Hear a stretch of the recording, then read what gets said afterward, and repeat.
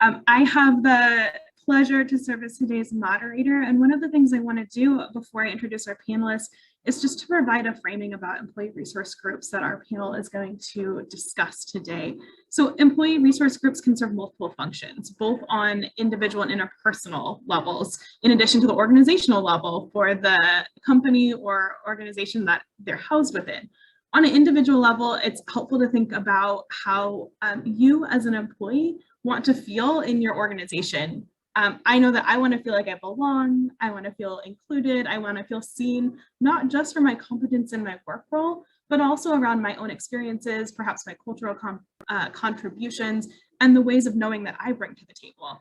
And then for companies and institutions, employee resource groups can really be an avenue not only to build the broader inclusive practice and belonging strategy. Maybe we call it diversity, equity, inclusion. All of our workplaces might call it slightly different things. But also it's the signal from an organization that employees matter.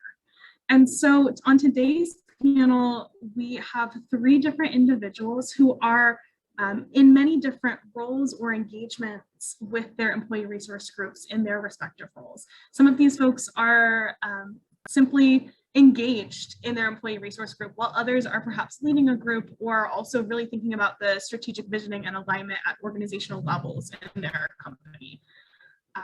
And so with that, I have the pleasure, I'll introduce our 3 panelists. Each of our panelists is going to go ahead to really be able to introduce themselves in their own words. And so the first person I have to introduce is Joyce Chang. Joyce, do you want to go ahead, introduce yourself, share a little bit about how you're connected to UChicago and what your engagement is with employee resource groups? Yeah, definitely. I'm excited to be here today. I'm Joyce. I graduated from the college in 2018 with a bachelor's degree in molecular engineering. And I currently work at Spotify doing analytics. I'm involved in the Asian and Pacific Islander ERG at Spotify, and I'm super happy and excited to be here to chat a little bit more about my experiences. But in brief, I joined my company in April of 2020, so right after the pandemic hit, and I was seeking just like a community and being able to connect with others, especially during this difficult time where we're all feeling a little, further from people and just a little further from community. So I joined the ERG just when I first joined Spotify and was able to find a really great community of folks there. Thank you so much. Our next panelist I'm going to introduce is Amy Simoneau. Hello, hi everybody. My name is Amy Simoneau. I work actually at the University of Chicago. I'm an associate director for global engagement. I'm involved with the UChicago Parents Group. This group is our employee resource group that covers not only the academic side of the university, but the medical side also. And it was started about 4 years ago, and I got involved because I was a new parent and my son was born at that time. So it kind of happened in a really great way. The group was started so that University of Chicago and University of Chicago Medical it was an advocacy group to promote, to raise awareness for maternity and paternity leave. But now it's come into more of a social and networking group. So I'm now the co-chair of the group. I started this April, and that is where I'm at right now. I will turn it back over to Abby. Thanks, Amy. And then I have the pleasure of bringing on our last panelist, who is Navea Frazier. Navea, please go ahead and introduce yourself and share a little bit about your ERG journey. Thanks, Abby. Really excited to be here today. My name is Navea Frazier. I am an alumna of the college, graduating in 2016 with our Letters in Society program. I love ERGs. At my company, West Monroe, which is a digital consulting firm, I started up our Black Employee Network ERG. We call it BuyIn for short.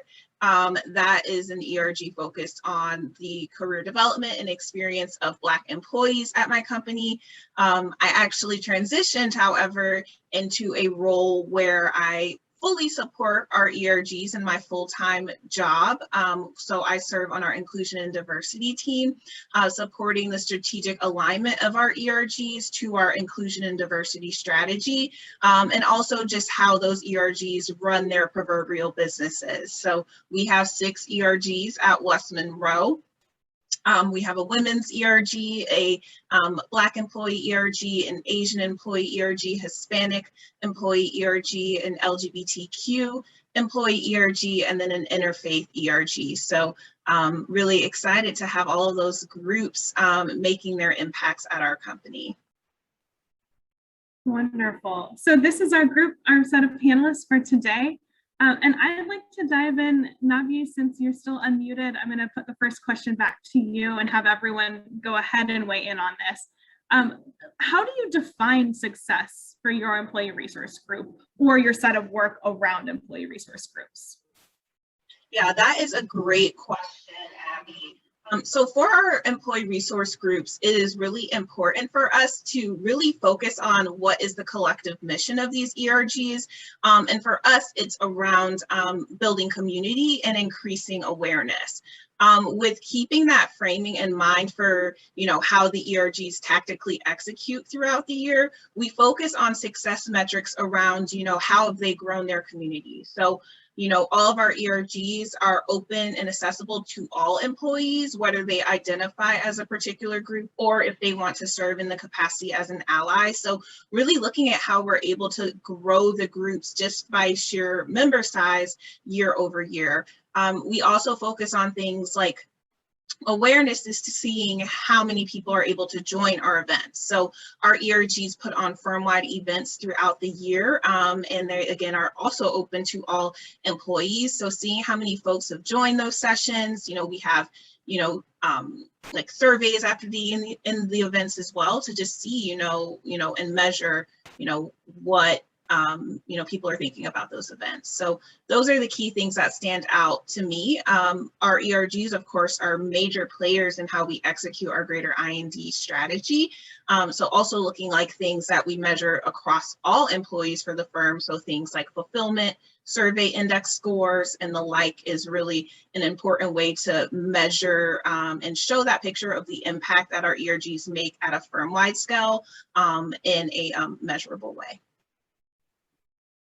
And Navi, I'm curious as a follow-up, if some of the groups if you've noticed that groups define success in different ways, right? Seeing the map to organizational metrics, absolutely. But what are you hearing from some of the leaders or participants in those groups around how they're defining success? Yeah, it's actually a really fascinating question. I've definitely seen as the different groups, have their own specific missions that they are interested in seeing different things around success for their allies. So for instance, our women's group, which is called the Women's Leadership Network, they have an entire initiative focused on developing workplace allies, developing male identifying allies. And so they survey those individuals who participate in that programming at the beginning of the program, and then at the end of the program to understand, do they feel that they are in the capacity to serve as an ally more than others? So that's definitely one that has stood out to me as a way that ERGs uniquely measure their success based on their particular mission and their identity-based demographics. Thanks. Amy, what does success look like for the parents group at UChicago? Well, to take a step backwards, I want to also say that the University of Chicago's ERGs are actually university resource groups. I've misspoke a little bit about that. They are for employees and students. So it covers both of those audience members. So even if I refer to it as an ERG or this session as ERG, the University of Chicago covers students and employees. So and that it's not just employees, students, that those are all students that attend the university. So with that, what is our measure of success? you know what, we're still trying to get there in what those measurements are.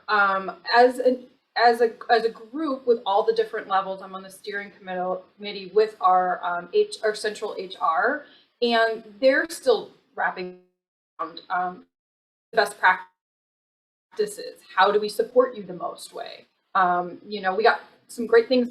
If you say success, we have a budget, so that's successful. Everybody's able to get funding for the programs that they want to do. What else is successful is that we have resources that are becoming available to us with promotion and publicity to get out into the markets. What's not really set for us is like, do we have to have a certain number of membership? Do we have to have a certain number of people attending programs? It's kind of throwing things at the wall and seeing if they stick. For my group specifically, I feel like the biggest success that we've done is that there is a paid parent leave for both the medical and the university academic side. So if we're looking for success, our advocacy was a really great success. I mean, how many lives are going to be changed now that women and men can take care of their children that they birth or they adopt or that they're guardians to? So in my mind, that's a really great measurement, but it's kind of skewed, I think. I think that underscores that success is defined differently by different folks, right? Whether at organizational level or independently, for you to say it's absolutely a win to have dedicated resources. And those are all really valid. To close this particular question out, Joyce, I'm interested on what success looks like and feels like for you. Yeah, I can speak from it or speak on it from like an active participant perspective. And I think Navea and Amy have touched upon some of this already, but I think like success looks, there's two pillars to that, at least from what I'm gathering during my time with the Asian ERG at Spotify. I think internally within the community, we're hoping to create just a nurturing environment, a safe space, a sense of belonging to those who identify as Asian and Pacific, as part of the Asian and Pacific Islander community. We definitely want to make sure that it's a place where people can come together, share perspectives, build solidarity around issues that affect us.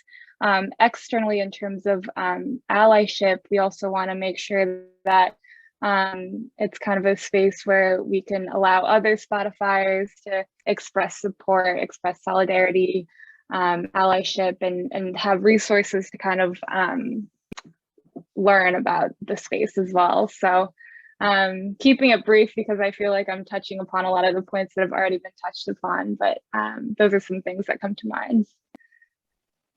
Absolutely. So I think Amy led us into a really interesting part of the conversation about structure and support in particular. And so I'm wondering if folks can talk to how is your ERG structured? And what types of, not just maybe positionality within your organization, but what are the types of structures that you're seeing as helpful? Is it resourcing? Is it listservs? Is it building a strategic plan? So what are the structures in your ERG? And also, who's setting the mission and vision for your group? Is it led by the company? Is it led by a group that you are working with? What does that process look like and feel like? So I'm going to toss it back over to Amy. I think you got us thinking about this train of thought. You're gonna have to help me feed me some more questions because I was looking up our mission statement for somebody who messaged in on it. So great question. I dropped our mission statement into the chat. Our mission statements and all the statements of the ERG groups are created by the employees that come together to that produce the groups because we are employee-led resource. So we are an employee-led mission and focus. There's a steering committee that we work with that actually approves any new group. So that means your peers, your colleagues are the ones who approve it now. Where before it was kind of like, oh, this group is happening, well, let's sweep them all together and then central HR will manage them.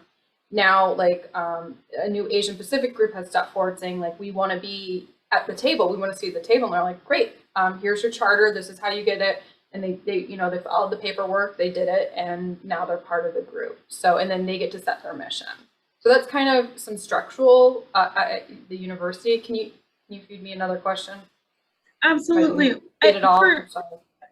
For you Chicago parents, what are some of the structures that you've put in place or that you see that are beneficial for the resource group to thrive?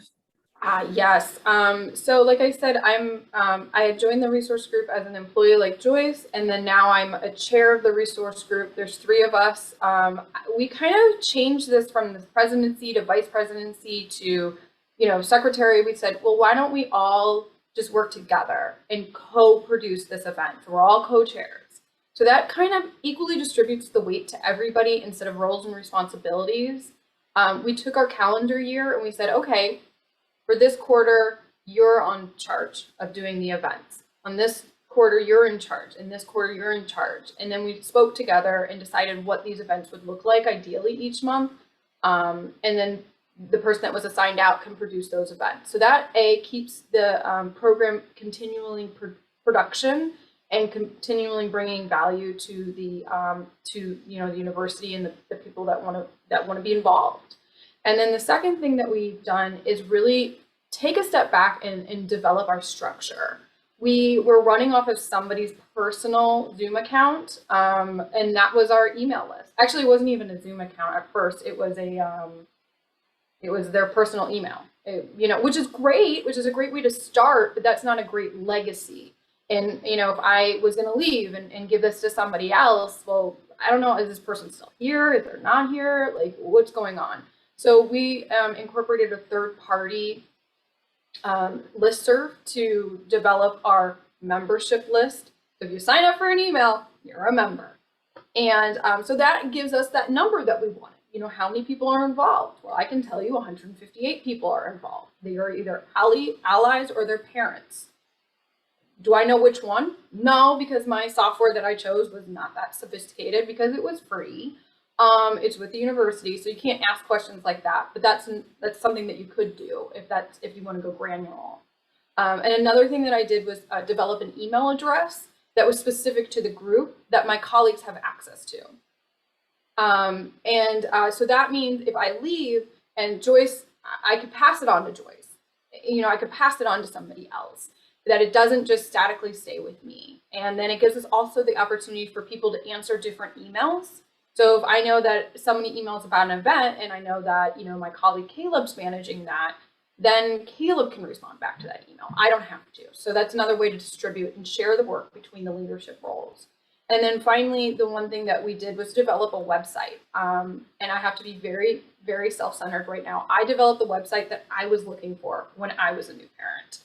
I'll drop the link in after I stop talking, but that was another way that I felt like you can start getting your voice out there to your community. And I'm sorry, we did a Slack channel too, a Slack workspace, so we could start connecting our parents together in that organic way, which we actually saw some advocacy through with the campus reopening and some fears of parents, not only putting your child in school at the same time as going back into the office. So we did really see a lot of parents working together in that Slack channel that advocated for extended time at home, and that was given. So that was really great to see that movement happening just in that social space. So those are some structures that we've built that can be passed along once I'm no longer here. Well, and I think, Amy, you underscored really this thoughtfulness about longevity and sustainability. What does it look like to start the conversation and ensure that it continues as it evolves for the needs of parents over time? Navea, I'd love for you to also weigh in and talk a little bit about the structures that you've seen and that your company's using as well. Thanks, Abby. Yeah, and Amy hit so many great points around the structures that are needed. To the question around the mission as well, and the way we framed our ERGs, at West Monroe. All of those things around mission, ideas for tactics, those are all of those grassroots employee-led things that we look to our employees for and we look to our ERG leaders for. However, we also do provide a lot of that strategic support to make sure that all of our ERGs are aligned to our greater inclusion and diversity strategy and our greater business strategy as well. So a lot of those supports that we provide are around, having an ERG application. So for folks who are interested in framing up an ERG, we provide them with these, templates to sort of keep that information consistent, to understand, who are the members, who are the leaders, what are the focuses of their ERG. Also providing them with a lot of other resources to run their ERG, because something that I always want to note is that for a lot of ERG leaders, they are doing this on the side of their desk as full-time employees at an organization. And for a lot of them, they may not be doing it with, resources such as monetary resources as well. So really thinking of how, on my capacity as an ERG leader on our IND team, how I can support them in running this important work that these ERGs do. So we created an ERG program playbook. So this is a playbook that has things like, what are the guiding principles of all of our ERGs? Who are the internal shared services, organizational partners, and what are their contact information? What are the types of tactics that you can do that our other ERGs have done before? So that's something that we've built out and we share across our entire ERG community, so that when they are stuck or when they are wondering, who from marketing do I need to reach out to, they have all of that information at their hands. So those are the types of resources and tools that we've built out for carrying out the run the business of the ERG. Something else that has been really exciting for me is really looking at the ERG leadership side and what it means for that individual's career experience. There are a lot of conversations and thought leadership out there about, paying ERG leaders. How do we recognize ERG leaders? And so we've done a lot of great work at really connecting with our talent management teams, our performance management teams, to understand how can we provide clear guidelines for our ERG leaders to show how it aligns to their greater career journey at West Monroe. So it's been really rewarding to, as someone who was a fellow ERG leader as well, to see how we're able to piece that into, yes, their full-time job, but also their full-time career experience and recognition at our organization.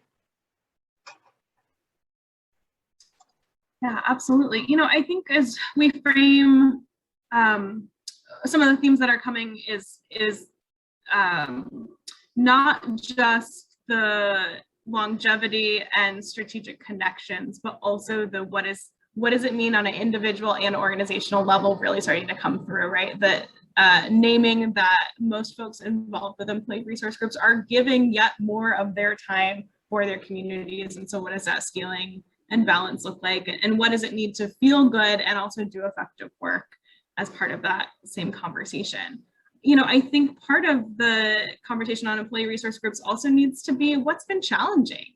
What have you seen that you're navigating through, whether that's as a participant or that is, the structural pieces that you are trying to create institutional change around, and the employee resource group being the catalyst for those. So to any of our panelists, feel free, just come off of mute. That'll be the signal that you're going to speak. If you're willing to talk a little bit about some of the challenges that you've encountered and maybe how you're thinking through those. I'm happy to take this one, Abby. I think some of the biggest challenges within our organization is ensuring that we have that partnership in order to, enact the changes aligned to the mission that our ERGs have. Our ERGs are employee-led groups, and as I know, sometimes there is someone involved with the ERG who's also on a group like a talent management or an HR or a marketing. So a lot of their initiatives and tactics, they kind of already have that buy-in. For a lot of other groups, however, they are looking at these individuals and these teams as partners.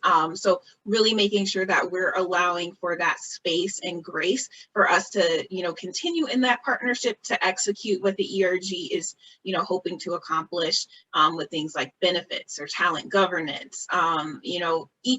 As these organizations run, each team has its own particular strategy, and they all cycle up into a few greater strategies. So really seeing how we can enable that partnership, and really in my role as the ERG leader at my organization, that's a lot of the time I spend doing, is getting the folks together in a room to really ideate and to strategize, and then eventually get that sign off, so that, we're not coming to folks after the fact of saying, hey, we need your support for this. Everyone is aligned at the very beginning.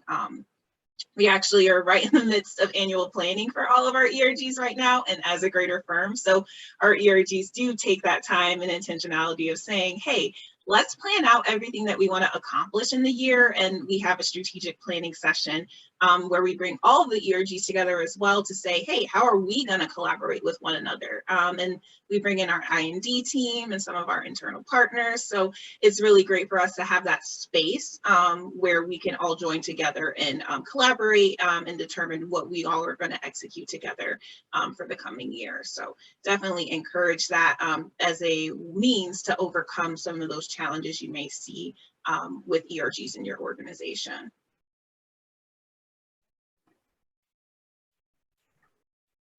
I mean, for me as an employee that's helping to manage the employee resource group, I think the biggest challenge is just bandwidth.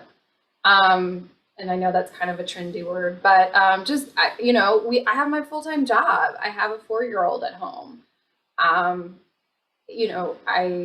Where do I find the time? It's making a website on my personal time while I'm traveling to the East Coast over the summer. It's just finding the space for it. And I know that other ERGs are struggling with that too. So there's talk about maybe potentially getting an employee resource group student worker, which would be amazing. And then they could help share some of the work for everybody. Another thing that's really challenging is that we are a parent group. So some of our parents go on maternity leave. And so our leadership shifts, as parents get older or as people, children get older, they're maybe not into this anymore. So they want to just move around. And so it's always kind of finding the pipeline of people like myself that will do the work. Absolutely. Joyce, go ahead. I can speak from a participant perspective, but I think one of the biggest challenges I was experiencing early on when I first joined was just like feeling connected. My ERG is a little bit bigger. I think we have over 400 people in the Slack group, and it's all global as well. So especially in a remote environment when we're unable to meet up in person, it was a little slower to feel like that sense of belonging, even though I was, in the Slack threads, attending events here and there. But I think what was great about just that community is that like everyone is there to contribute as well, not only to take or to gain perspective. So people were very open to just participating and engaging in discussion. It took me a while to feel comfortable to like reach out to someone just individually and have a little bit more one-on-one time with them. But even like the community that the space created, a Slack thread, as simple as that, like someone sharing their thoughts on the Atlanta shooting and that really resonating with me. Reached out to that person. We ended up having a great one-on-one conversation. So overcoming that, just like the unknown or that feeling of it being a very big space and not feeling as connected, and just stepping out of our comfort zone and reaching out. And I guess you'd be surprised by how open and willing people are to kind of bring you in, even in a challenging setting like the pandemic when everyone's remote. I think that's a great reminder in how much, we talked a little bit about big picture organizational structure, but when it comes down to the individual level, what does it mean to actually build that community, feel comfortable reaching out, start to build the network connections that you hoped to. And that looks and feels really different for all of us, I think, depending on personalities and time and capacity and remote versus in person. So many other factors. I'm sure my list could be another 10 long. And then they would still look different for each of us. And so what I want to do, because I'm keeping an eye on the clock, is really ask 2 more questions to the broader panel that are really kind of still on this 10,000 foot view. And then I know we've had some questions come in that are much more specific to specific experiences or kind of logistically how are folks navigating. So I'm going to ask 2 more big picture questions, and then we'll kind of do a couple rapid fire. I'll start to integrate some of those from the Q&A a little bit more. So again, a reminder for folks to use the Q&A. But the question that I have for all of our panelists is, how has involvement in an ERG impacted your personal life and your professional career? Maybe those things are intertwined for you, maybe they're separate. I'll say I changed career paths because of my involvement in the ERG, so this may be a big one. At my organization, I was previously on our legal team, and I really enjoyed that work, reviewing contracts. But when I started up our Black Employee Network ERG, and with the events of last summer, I really thought that it made sense for me to shift my focus into really seeing how I could impact inclusion and diversity at my organization, and impact, in supporting the work that the ERGs are doing, because they made so many impacts around how we discuss these topics and the organizational changes that we made in order to really address the employee needs around inclusion and diversity. And so I wanted to, make it my full-time job, and also my full-time job to advocate for these other employees as well, and the needs that they have, and continuing to run these ERGs. So kind of big one for me, Abby. Yeah, I really appreciate that perspective.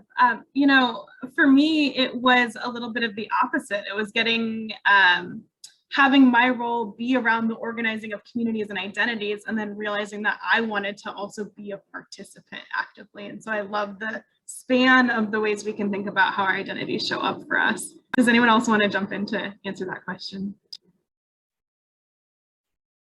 What has your involvement in an ERG meant for you professionally or as a person?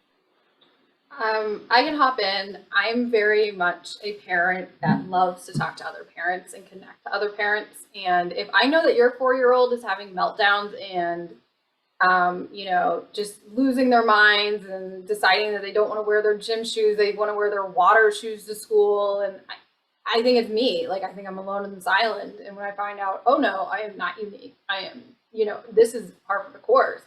It just makes me feel like a better human. And it brings down that level of anxiety when I come into my workplace, that I can just do my job. I don't have to stress out about things. And it also opens up some really difficult conversations. I was going through IVF, and through the employee work group, or through this group, I was meeting other men and women that were going through IVF, and very open with those conversations. And when you're going through a process and procedure such as that, it's it's difficult. It's wanting something really bad that you don't know if you're ever going to have, and think about going to work with that level of anxiety and having to go to a difficult conversation with one of your volunteers, and really coming out with that in a level way. So when you know that you have like this community around you in your workspace, it really just brings this level of comfort.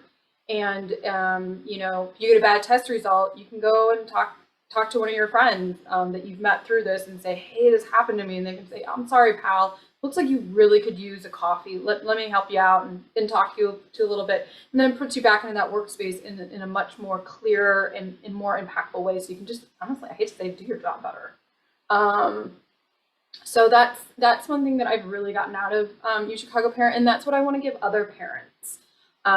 Regardless of the age of your child, I really think that everybody needs a little bit of help at some point. And if I can create a space where somebody can turn and say, hey, that resource really changed that tiny dentist app that you told me about, my kid brushes their teeth now. I mean, it's the smallest things that can really make the most impact on your stress levels, which if you're not so stressed out, you're going to come to work and do a better job because you're going to be more present. You're not going to be sitting there going, worrying about your kids' teeth falling out. So a long way about saying, I'm a mother and I worry a lot and I want to create a community of other parents that can help support each other. And we spend a lot of time at work, so even remotely. Joyce, off to you. Yeah, I'll just add real quickly my perspective as well. But I guess like how it's impacted me most is just being able to think of these issues, this community, in a like where that line between personal and professional kind of blurs. Like I can think of it in this context, not in my personal life. I'm not just Asian on, when it's not 9 to 5 and an employee of Spotify when it is 9 to 5. I'm both. Like we are Asian and employees, we are moms and employees. And I think it's just great that we've had that space to be able to recognize that and feel our identity even within the workspace and feel supported by our employers as well. I think I've seen Spotify go like tremendous ends to make us feel like we belong and to support us in the issues that matter to us. So it's just been great to kind of see the two like reconcile and feel like it's impacted both my personal and my professional life. Yeah, thank you all. I think the thread of being ourselves at work is really important, and often some of our socialization, I think for the folks who I've listened to on this panel, sounds like we first put work and then we're trying to figure out how the rest of our identities fit into it. I think ERGs are often the place where we get to explore, do both and remember to reintegrate all of those parts into the day-to-day, and that we do bring our whole selves to work. The last question, the formal question that I have for the panel is, what words of advice do you have? This could really be anything about the employee resource group engagement experience. If you learned something that you would totally never do again and do differently in the future, please share that. If you want to share the advice of strategies that you'd love folks to remember if they're engaging in ERG, starting an ERG, exploring this, what would that be? So any words of advice that you have to kind of round out this formal part of the panel. And I'm going to turn it over to Joyce to get us started.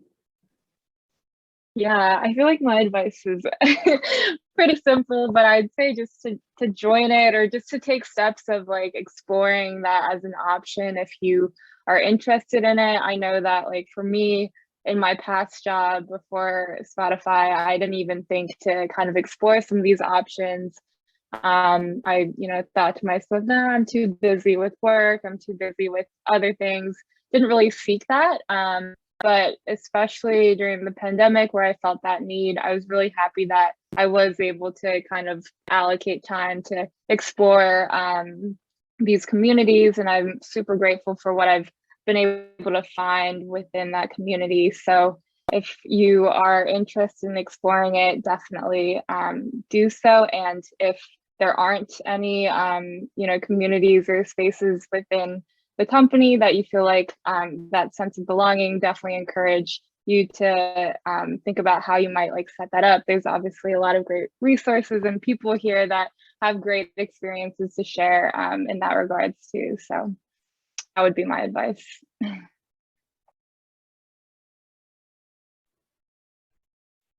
Thank you. Someone else want to jump in there?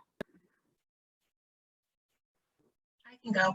And not understanding the participants who are on the call, whether you're starting an ERG or if maybe you're a member of your inclusion and diversity team at your organization, I think it's really important for ERGs to align their strategies to that bigger picture strategy.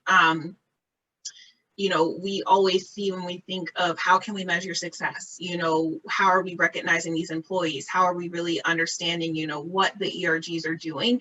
The more we can align it to a greater strategy, we can show and prove that picture of what that impact looks like. So when we come down to these things around performance management, end of the year, and showing, what is the impact this ERG has made in our greater organization, we have something to tie it to. So that's a tip that I would give, whether you are starting an ERG or, running IND at your organization or whatever, acronym you all choose, to focus on how you can tie those ERGs to the greater strategy. And I'll pass over to Amy. Yeah, I'm going to piggyback on that one. The one thing that I started doing is documenting attendance, the number of programs, the number of registrations. Because a lot of our programs all of our programs no, that's not true. We have one this week that's networking, but our other ones are recorded and disseminated out. So I record how many people register, because guess what? If you registered, you're going to get a copy of, navigating CPS and best practices on doing that. So those are numbers I'm going to be able to take to my ERG leadership team saying, hey, next year when I asked for $10,000 up from, the $6K I asked from this year, this is why, X, Y, and Z.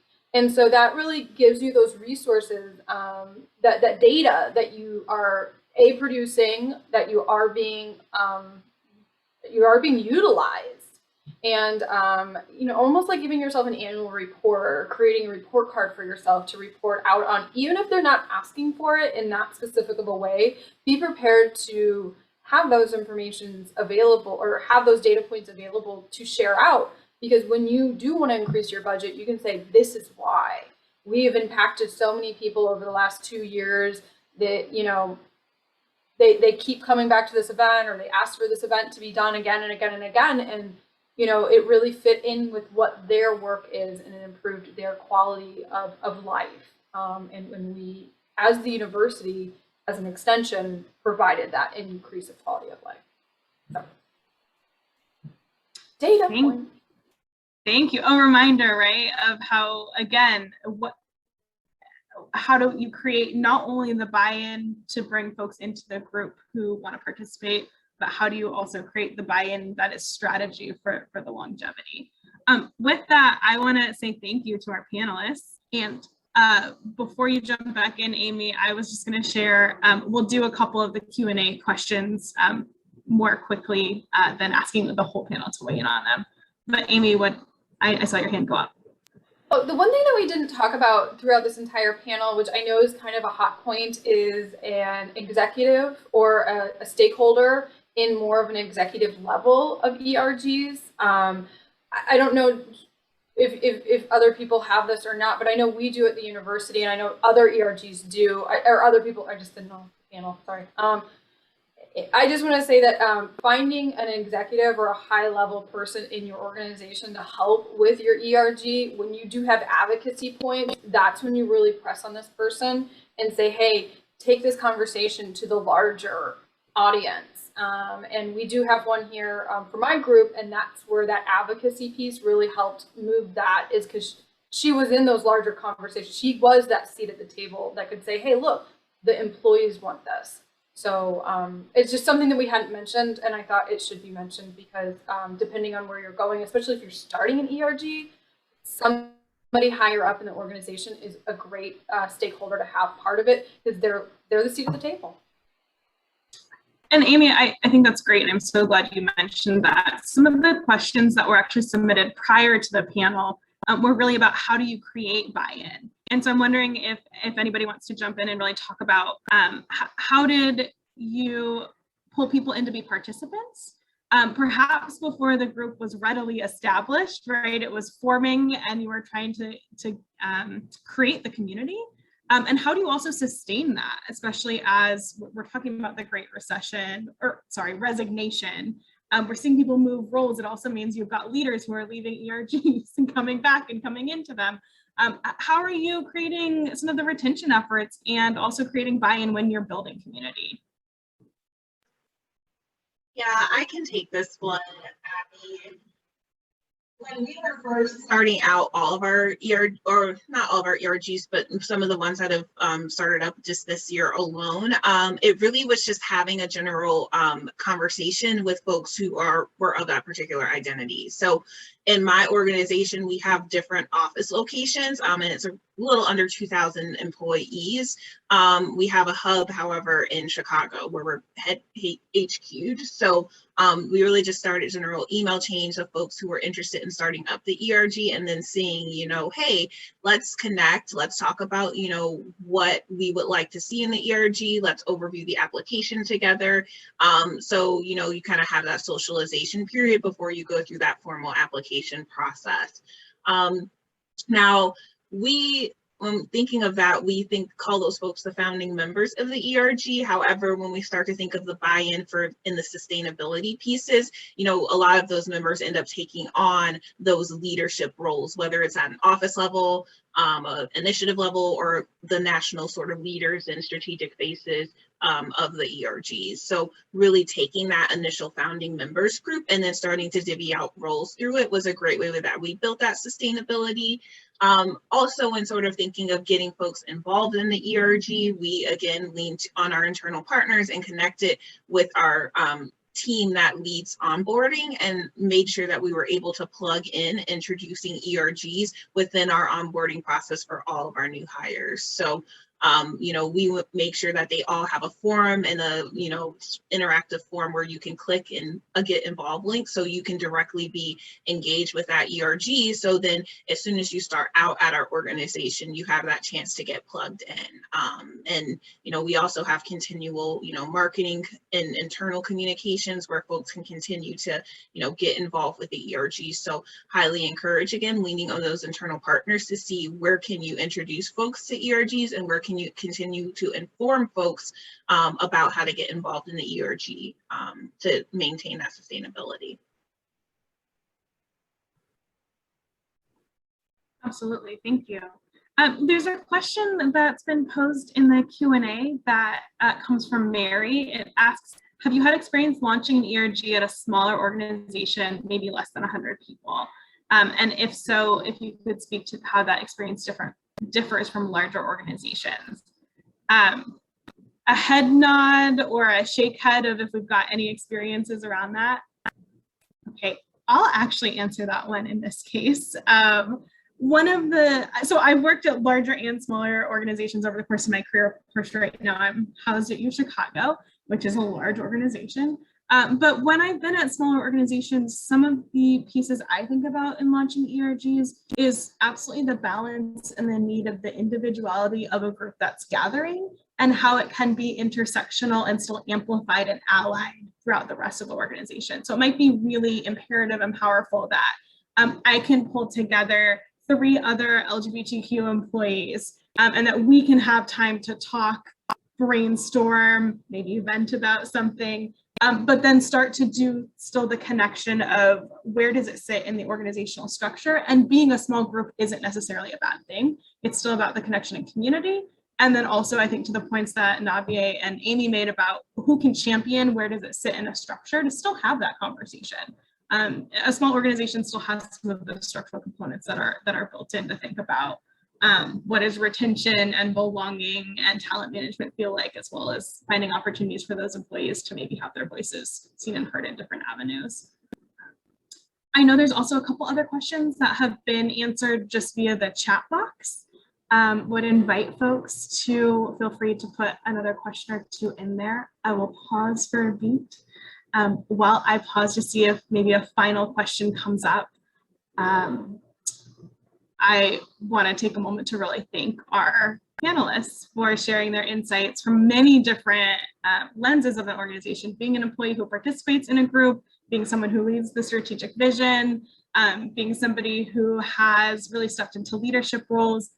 We know it's a labor of love and time and capacity, and I think there's always ways that organizations are thinking about how the operationalizing, the structure building makes those things more visible and also rewarded, whether that's through promotion merit structures, whether that is through opportunities to reconsider your whole career. Navea, you offered that to us in a really thoughtful way.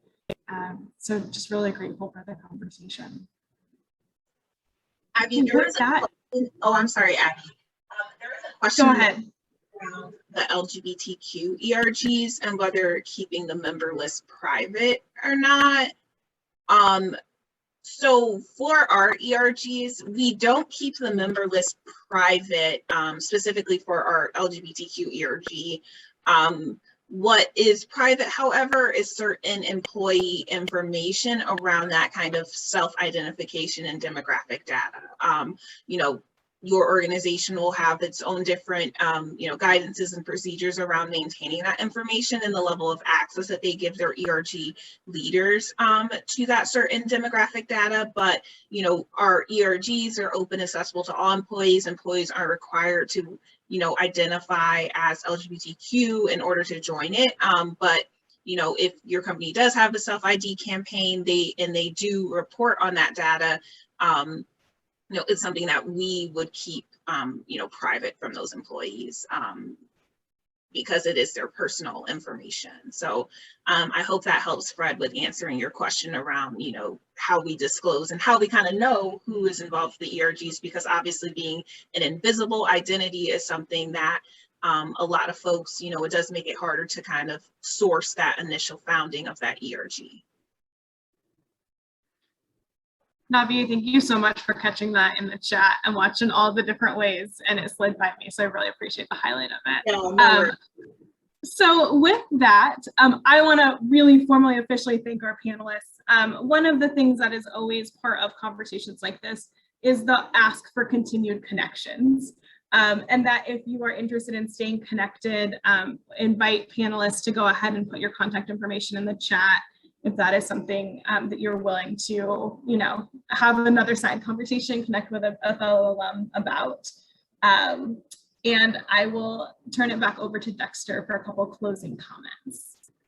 Yes, thank you. I am so sad that we are at time for today. This has been such a rich discussion, and I just want to thank everyone for tuning in today. And again, a special thank you to Abby and Joyce and Navea and Amy for sharing your expertise and experiences with us all. And for everyone that registered for today's program, we will be following up with a recording as well as a one-pager made up of contributions and pieces of advice from all of our panelists. So be on the lookout for that. And one more piece before we sign off for today. I am sharing a survey link in the chat right now. Please share your feedback, your kudos, your observations with our team. We truly appreciate hearing from you all. And as I mentioned, we still have a few programs left in Career Month before our Thank a Mentor campaign next week. If you enjoyed today's program, we have a number of recordings available on our YouTube channel, and those are all available right now for you to look back at what we've already talked about this month, maybe in previous years, and definitely keep your eyes on that as we finish out Career Month. We look forward to seeing you at future events and see how we can help you expand your career horizons and professional development. And with that, thank you, everyone. Have a wonderful day.